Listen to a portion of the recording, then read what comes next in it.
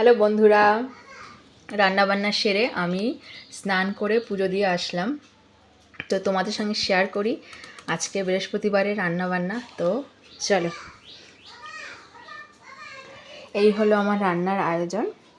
আজকে তাড়াতাড়ি রান্না হয়ে গেছে, কারণ সকালবেলা ঝটপট হয়ে গেছে। আজকে মাছ মাংস ধোয়ার কোনো ব্যাপার ছিল না, তাই অন্যান্য দিন ছুটির দিনে আমার আবার একটু দেরি হয়, কিন্তু আজকে ছুটি হলেও আজকে আমার তাড়াতাড়ি হয়ে গেছে। তো চলো, সকালে তো উচ্ছে আলু ভাজা করেছিলাম, আর এই যে কুলেখাড়া শাক রান্না করেছিলাম।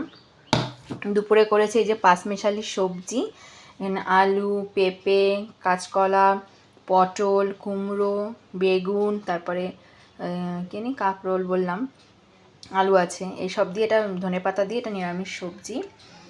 আর এই যে সকালের কুলেখাড়া শাক, আর আছে পটল ভাজা, কাঁচকলা ভাজা, কাঁকরোল ভাজা। আর রান্না করেছি মটর ডাল। এবং কালো লাগছে কিন্তু না, এই যে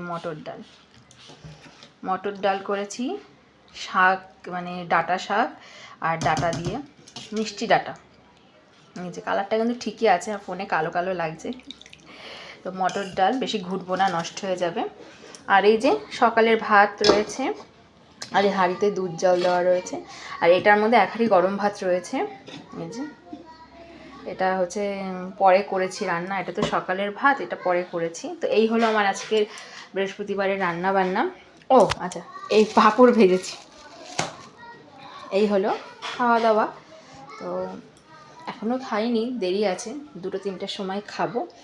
আর এখন সকালের খাবারই খেয়েছি, এখন দুপুরের খাবার দেরি আছে, খাবো। এখন ঠাকুরের ভোগ নামাবো, তারপরে তোমাদের সঙ্গে ভিডিওটা জাস্ট শেয়ার করলাম। তো চলো, পুজো দিয়েছি সেটাও তোমাদের সঙ্গে শেয়ার করবো।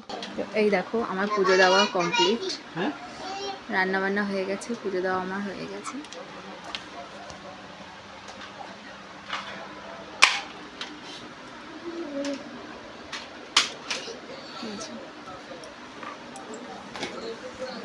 এই দেখুন, টাটা।